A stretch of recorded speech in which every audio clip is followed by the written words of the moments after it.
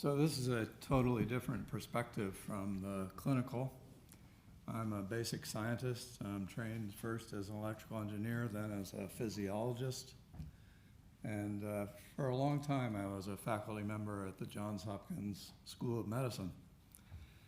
But I decided that I was much more interested in the theoretical side of science. And so I left academia and founded this company, Integrative Bioinformatics, Inc. This project on this hypothesis is a collaboration among 3 laboratories. First, Chris Armstrong at the University of Melbourne, and then Ron Davis's group at Stanford University. The young people listed underneath his name are the experimentalists who did the science in the laboratory that I'll speak about today.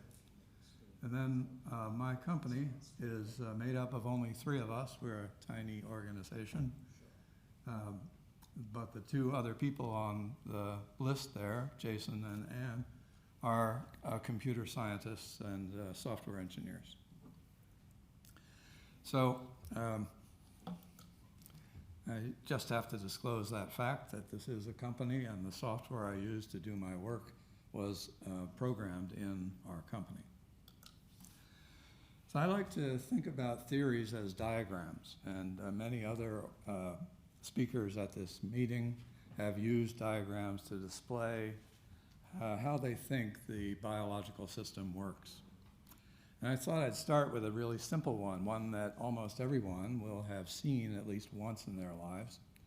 This is the TCA cycle, the tricarboxylic acid cycle, sometimes called the Krebs cycle after Hans Krebs, who delineated it in, I think, the 1930s. So you all remember probably, if you've seen this in a textbook at least once, that the first stage of the Krebs cycle is citrate synthase to make citrate.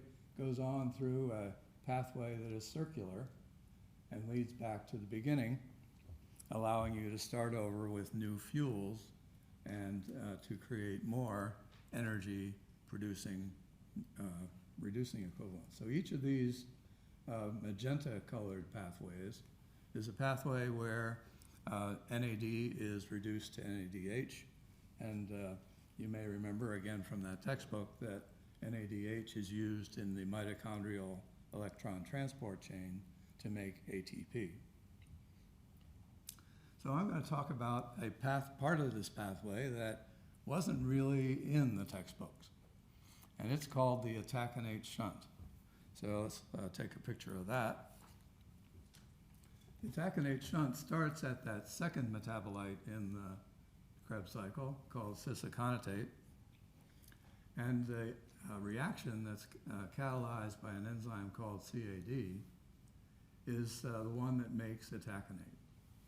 Atacanate is still a carboxylic acid, and it is converted by one of the usual Krebs cycle enzymes, STK, into atacanyl-CoA. That is, it uses a molecule of CoA SH to modify the atacanate and make atacanyl-CoA. That can be transformed to citramyl-CoA by an enzyme called ICH. And up until 7 years ago, this was the end. So it was a dead end up until 7 years ago.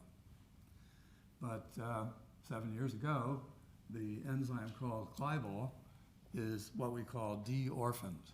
That means that Vamsi Mutha's lab at Harvard discovered what Clibal actually does. It was always in the genome, of course, but what did it do?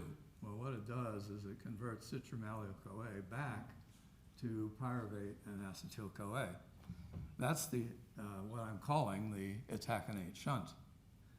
The critical thing about this shunt, you can see if I put the 2 diagrams you've seen so far together, and that's here.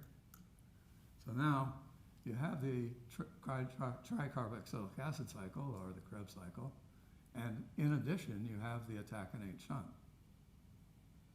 But what you'll notice if you look closely is that if you're running the atacanate shunt, every set of carbons or citrate carbons that goes, this pointer is dying, so I'll have to just speak to it. every carbon that goes from cis-aconitate to a taconate is avoiding all of the magenta-colored processes. It's skipping them. And those are the ones that are making NADH. So you can see that the taconate shunt is powerfully destructive to energy metabolism. And so this shunt will reduce the amount of ATP that this cell is making, perhaps by a substantial amount. It will all depend on how much of your carbon goes toward isocitrate over there on the right hand at the top, and how much goes toward aconitate. So if there is a substantial flux through this taconate shunt, then the cell is in trouble. So now, why do you have the taconate shunt? It's not in the textbook. And that's where we go next. The taconate shunt has a lot of consequences.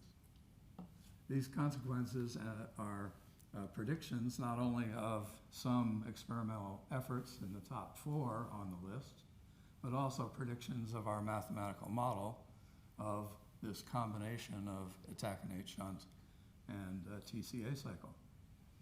And one of them that I have to highlight for you in order to go the rest of the way in this talk is the Coase sequestration. You remember I told you that there's itaconyl CoA and citramylyl CoA accumulating CoA molecules. CoA is a cofactor that's used in many enzymatic reactions, some of them in the TCA cycle. And it's derived from a vitamin. So you have a finite amount of it in your body at any one time, and you can only make it slowly. So CoA sequestration is one of the impacts of the taconate shunt, especially when clival, the last enzyme in the pathway called the taconate shunt, is slow. And it often is. In humans, there are many common damaging mutations in clival. And so some people will sequester CoA even more than others. Okay, I won't have time to go through all of these in detail, but if you want to know about it, I've recorded a long conversation with Janet Defoe on her MECFS YouTube channel, and it's also available on the OMF, or Open Medicine Foundation website that's run by Linda Tannenbaum's organization. So we can't do the details, but we can do more of the pathway. That CAD, that enzyme that starts the itaconate shunt, is only turned on in some circumstances. What are those circumstances? Well, it's interesting to me that those circumstances were already hinted in the old name of CAD. The gene for CAD is now called ACOD1 to recognize that it's part of the cis-aconitate decarboxylase. But it was, for many years, known only as immune responsive gene 1. It's a highly expressed gene when the immune system is active, and in particular, when the innate immune system is active. So that's why we're going to look at innate immunity. Innate immunity is the ancient immune system, probably been around since the first multi-celled organisms appeared, and so that's 750 million years ago. This system is in all vertebrates, and it is the system that responds to, say, a virus, which binds to a TLR receptor, a toll-like receptor. This is just not based on a particular virus. It's based on the nature of viruses. So they probably have DNA sensing. They have RNA sensing. Sometimes they sense the proteins on the surface of a viral particle. But in all cases, it responds by turning on 2 processes in the infected cell. It turns on the inflammatory process, which is up at the top of the screen. This is all regulated in the infected cell in the nucleus. And NF-kappa B, nuclear factor kappa B, is the signal that turns on the inflammatory process. The other process, which is the one we're focused on, is down here. And so viruses bound to TLR receptors, or even bacteria bound to TLR receptors, can turn on this pathway that leads to interferon alpha. That's a type 1 interferon, a interferon alpha transcription, translation, and secretion into the extracellular space. And so this signal, interferon alpha, is being sent from a infected cell and is delivered to other cells nearby. These are often referred to as bystander cells. So they aren't actually infected, but they're being warned that they could be infected by the infection that is going on nearby. So now you start on the right over here. This is interferon alpha that was released from that infected cell. And what it does is it binds to an interferon alpha receptor on this cell that was nearby. It's really important, I think, that the interferon alpha receptor is expressed on every nucleated cell type. So if we can generate symptoms in this cell by turning on the itaconate shunt, then we could explain any symptom. All you would have to have is an infection that was somewhere near that critical cell to generate that symptom. So here we go. We're going to try and explain symptoms based on interferon alpha. Interferon alpha binds to its receptor. The receptor complex goes through this green arrow, represents only the JAK-STAT signaling pathway.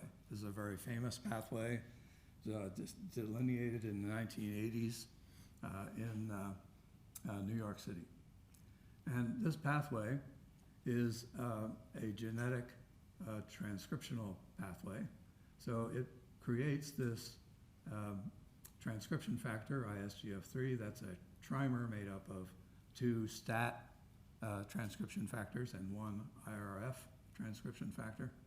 And it does several things. In fact, there are probably 300 genes that are turned on by this pathway. But we're going to focus on just 3.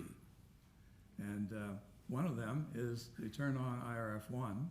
That's another transcription factor. And it, in turn, turns on 2 other genes that are important for this story. The first one is ACOD1. That's the gene that codes for CAD, the enzyme that starts the itaconate shunt.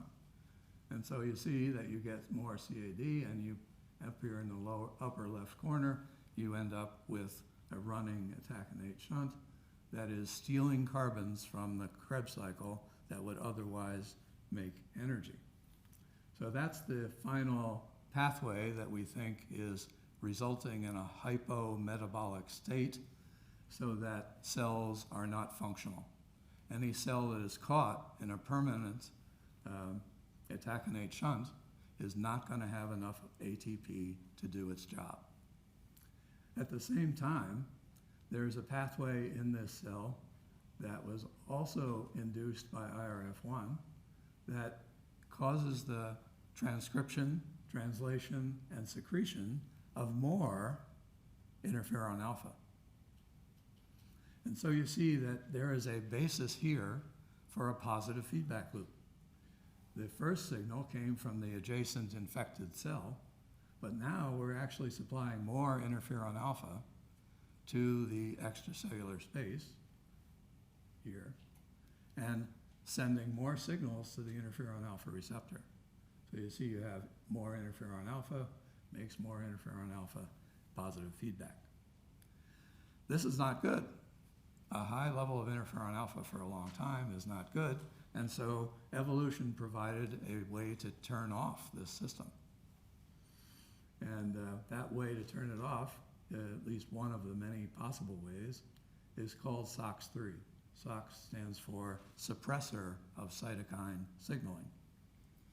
And this molecule, once it's translated in the cytosol, will bind to the interferon alpha complex, the interferon alpha receptor complex, and prevent it from doing the job that it's usually supposed to do, namely run the JAK-STAT signaling pathway. So that turns it off. It actually even sends the SOX3 signal to sorry, I should say this differently. The SOX3 can be rebuffed if the JAK, the kinase in the receptor, can phosphorylate this and send it to degradation in the proteasome. That's the standard pathway to remove proteins. But what that establishes is a mutual inhibition. You see, SOX3 is inhibiting the receptor, but the receptor complex is capable of inhibiting SOX3. So those are the major players in the story that I'm telling you today. So how does this hypothesis explain the symptoms of ME? Well, I alluded to this earlier because all nucleated cells have the IFNA receptor, the interferon alpha receptor. And if affected cells are then caught in a chronic atacanate shunt, they'll have insufficient ATP to do their jobs. And so then in this particular scenario, symptoms and severity will depend on the number of and the criticality of those affected cell types, where an affected cell type is defined as one that is running the constant atacanate pathway and therefore not making enough ATP to have the cell do its job. So this hypothesis would predict that there's an increased plasma interferon in ME. Now this is a really hard question to answer because plasma interferon in humans is on the order of femtograms per mil. Now, if you've been paying attention to the vertical axis in all of the slides that you've seen today, and if you're here for the scientific meeting in the last couple of days, those numbers are typically, at the least, they're picograms per mil, sometimes they're nanograms per mil, and this guy is around 10 femtograms per mil. That's 1,000 times less than the picograms, and a lot smaller concentrations than you've seen on other slides. And so we approach this by learning of a technology sold by a company named Quanterix, where they have what they call a ultra-sensitive assay for interferon alpha. It's basically taking single molecules and being able to detect them in an ELISA format. So we have measured, using that technology, the concentrations of interferon alpha in ME/CFS on the horizontal here and healthy controls. And you can see that the medians designated by these horizontal lines are fourfold greater in ME/CFS. But it's a little disconcerting that there are some healthy controls that are as high as our most serious patient. And so we still have work to do to understand this. Recently, we've taken these 4 samples and measured the amount of interferon alpha in the cells of the blood. So these are all plasma measurements. We measured them in the cells to find out if it's possible that other cells in the blood are making interferon alpha.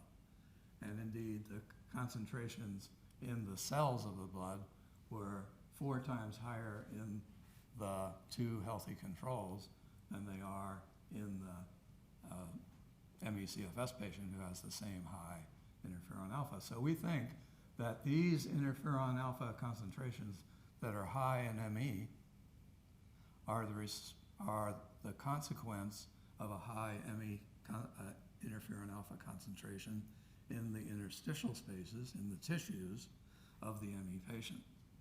And so that is why we say this is consistent with the idea of a positive feedback system in the tissues where ME patients have high concentrations of interferon alpha, and then only a small fraction of that interferon alpha escapes to the plasma where we measure it as femtograms per mil. And so we think this is an indirect measure of the ability of interferon alpha to cause disease in ME. So it's important to emphasize this point. It's a relatively new idea. You could ask everyone in the audience, do you think that every cell in an ME patient is sick? What we're suggesting here is that only those cells in the body that are exposed to that initial infection and become caught in what we're calling a metabolic trap, become caught in this constant taconate shunt, are the ones that are sick. And so that means that there's very little organ damage in ME. So if we can get you out of this taconate shunt, then you should be good. Right? Then it also explains, for example, why resting oxygen consumption in ME/CFS, this is not the CPET, not the bicycle ergometer, resting oxygen consumption is completely normal. And that is true, we think, despite there being a constant taconate shunt in a small number of cells. If you had the taconate shunt running in all your cells, you would not have enough ATP to do anything, maybe even to live. So we think it's only a small fraction, maybe 10% of your cells. And the severe patients just have the wrong 10% sick. You know, if you have 100 million cells sick in your brain, then things go wrong. It's still a small fraction of the cells. How many cells are in the human body? Anyone know? Yeah, 30 trillion. Okay, it's a lot. So 100 million is tiny on that scale. So we also think this might be why it's so hard for us as a team of researchers to find a metabolic signature for ME/CFS.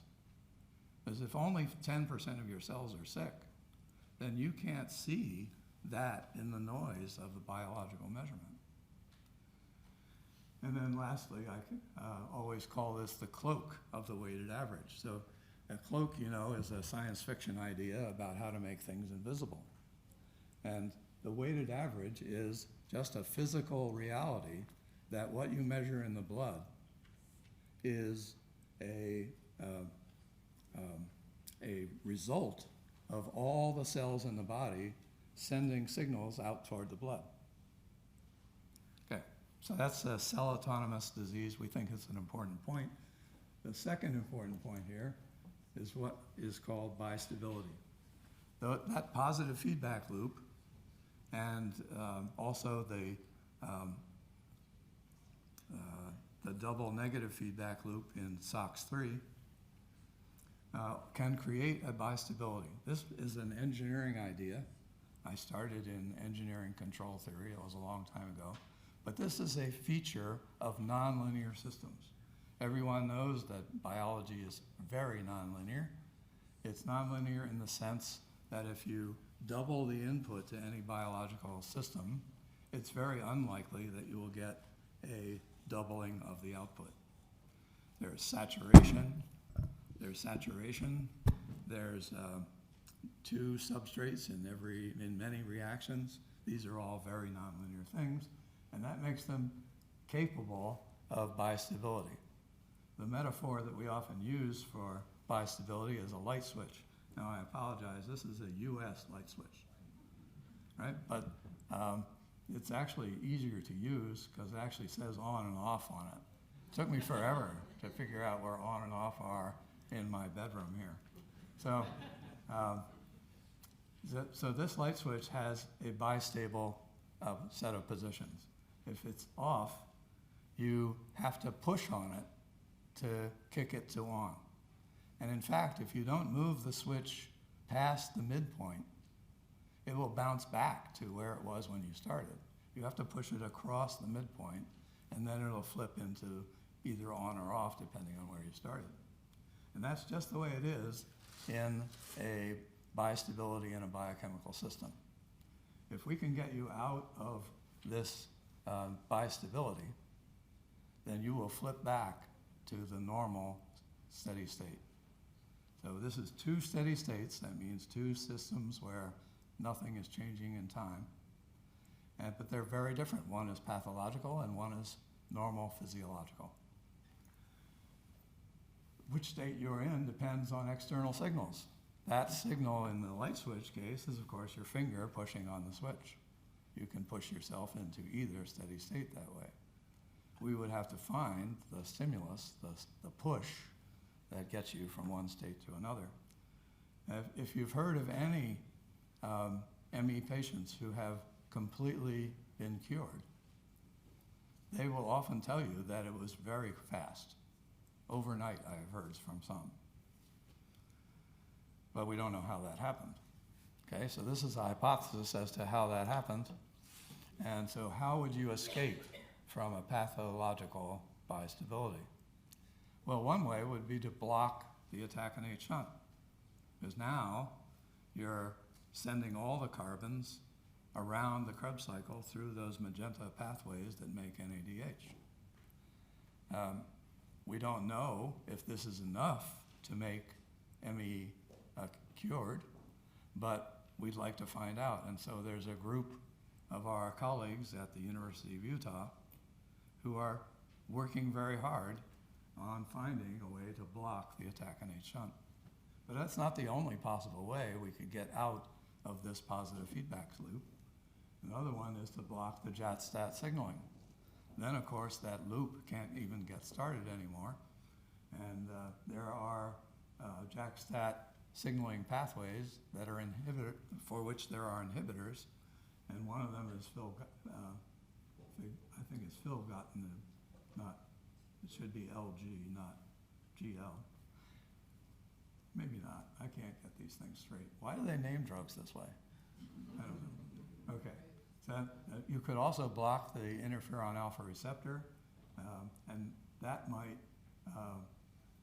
prevent the entire positive feedback loop. There's another hint here that I've only begun to think about, but the idea would be that you might reinitiate the innate immune response. That means you have to have another infectious-like signal. I've always wondered if that could be why Ampligen worked back in the day of the epidemic at the Incline Village, or any other second chance to turn off the positive feedback loop by reinitiating the innate immune response. So this is a list of possible ways to get out of the attack-innate shunt positive feedback loop. So to summarize then, there are two important biological principles here and two important theoretical ones. The first biological one is that we think the attack-innate shunt is turned on by the innate immune system. And it does so because the gene that codes for CAD, the first enzyme, is ACOD1 and is an immune responsive gene. The second biological idea is that the innate immune response is the cause of the attack-innate shunt. So you've heard many people say that viruses are the likely first trigger to ME, and so the innate immune response responds to that virus and turns on the attack-innate shunt. The two theoretical ideas are the idea of cell autonomy, that only a fraction of body cells are sick, and the second theoretical idea, the last one, is that this is a bistable disease. That is, it's got two stable steady states, one of which is pathological and the other which is normal. We just have to get you from the pathological one back to the normal one. Thank you.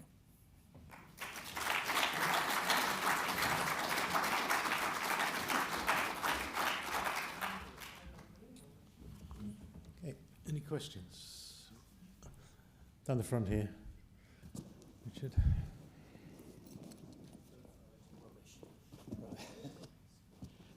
Hello.